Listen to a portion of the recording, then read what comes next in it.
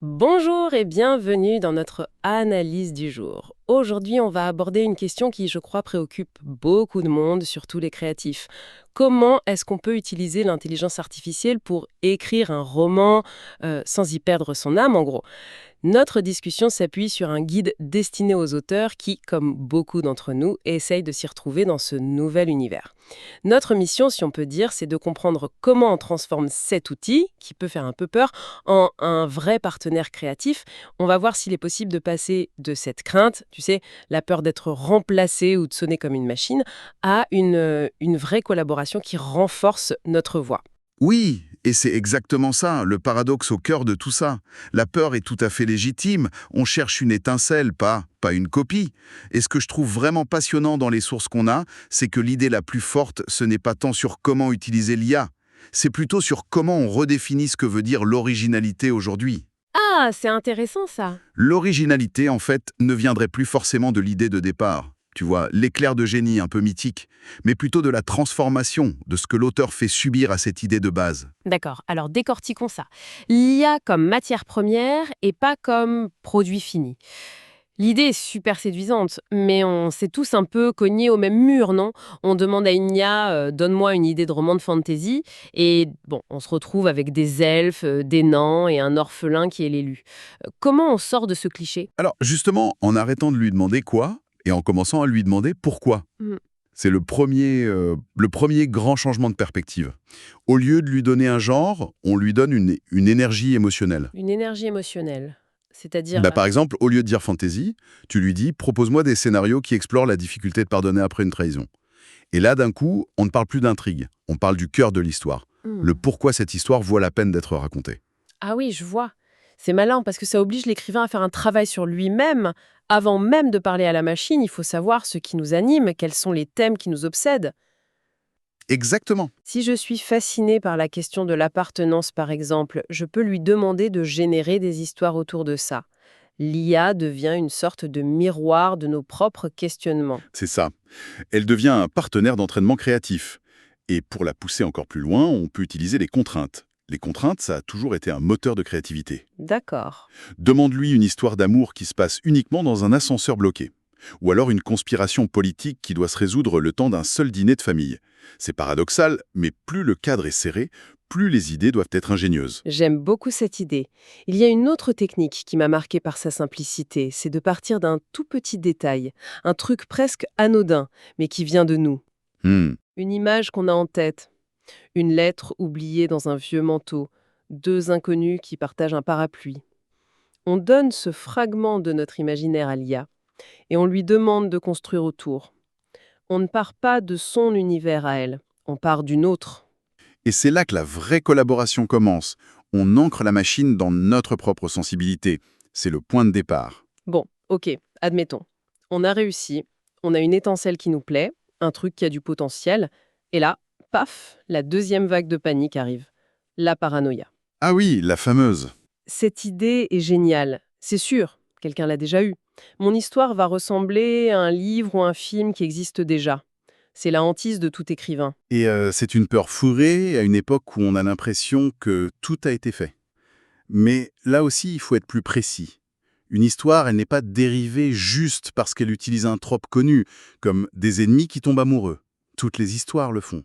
D'accord. Elle devient un problème quand la combinaison des éléments est trop spécifique. La prémisse, les personnages, l'intrigue, les règles de l'univers.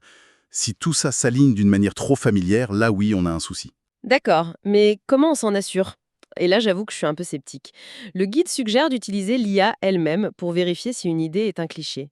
Mais est-ce que l'IA n'est pas par définition la plus grande machine à clichés du monde? Elle a été entraînée sur tout ce qui existe déjà. On peut vraiment lui faire confiance pour ça? C'est une excellente question et il faut être rusé. On ne lui demande pas est-ce que mon idée est originale, parce que honnêtement, elle n'en sait rien. Non, elle répondrait sûrement oui pour nous faire plaisir. Voilà. Non, on l'utilise comme un miroir, un, un immense moteur de recherche culturelle en fait. On lui demande cette prémisse d'un détective qui résout des crimes en parlant aux fantômes des victimes. À quelles œuvres populaires ça te fait penser? Liste-les et explique les points communs. Ah, je vois. Elle ne va pas rendre un jugement de valeur, elle va nous donner une carte des territoires déjà explorés. Et c'est à nous de voir si notre chemin est trop proche d'un autre. C'est beaucoup plus subtil, oui. C'est un outil de reconnaissance, pas un juge. Et ça, ce n'est que la première étape. La plus créative, c'est de l'utiliser pour générer des alternatives. On a notre concept de base, très bien, on le décompose. On a une malédiction magique, on demande à l'IA, propose-moi 5 nouvelles manières dont cette malédiction pourrait se manifester, mais en évitant les clichés habituels. On la force à sortir de sa propre zone de confort. Et ça nous amène à la technique qui est peut-être la plus puissante, finalement, inverser les attentes. C'est un conseil d'écriture assez classique, mais avec l'IA, ça prend une autre dimension. Absolument. Prenons un archétype que l'IA va nous servir sur un plateau. Le mentor, vieux, sage, mystérieux. Le classique. L'inversion évidente, ce serait de le rendre jeune et impulsif. Mais on peut aller plus loin. Et si le mentor était en fait un escroc qui improvise tout? Ou s'il était lui-même l'élève d'une entité encore plus bizarre? D'accord, essayons avec un autre. Le détective privé, brisé, hanté par la perte de sa famille, qui cherche la rédemption. C'est le cliché ultime du polar, ça. Comment on inverse?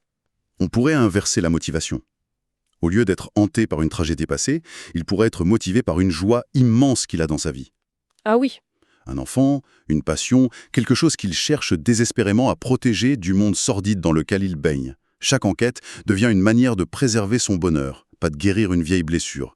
Ça change complètement la dynamique du personnage. ah, j'adore ça. Ça me fait penser que cette idée d'inversion, c'est que le début, ça nous amène à l'idée de tordre les tropes.